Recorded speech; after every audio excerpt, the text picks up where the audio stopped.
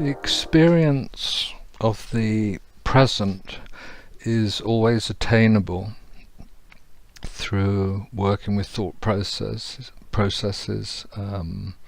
historical emotions and patterns of behavior that involve feelings and thought forms. Through therapy and or meditation practices, you can attain the experience of the present, and should do if you're not familiar with it, which is to say, a position that lies somewhere between the past and the future, the remembered past, the imagined future. Present then is relative to looking backwards and looking forwards.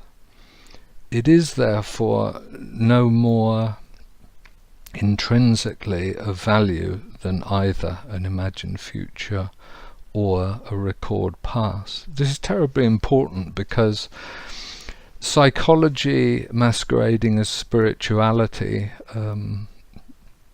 misdirects. We don't really understand what we're doing if we are we seeking a exalted human state or a spiritual condition of some sort.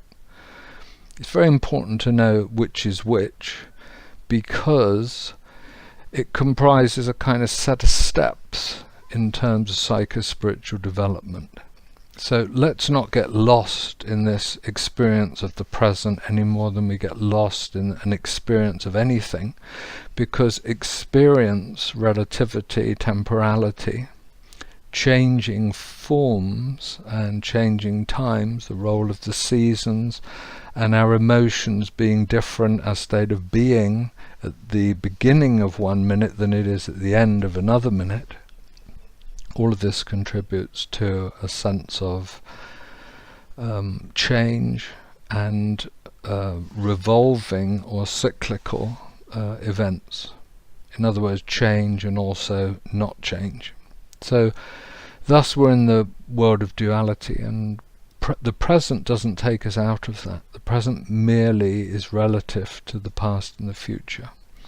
What therefore is the experience, or better put, the experience or the non-experience of a spiritual life in the realms of space and time, in the body of a human being? And the answer is the meeting of time with eternity.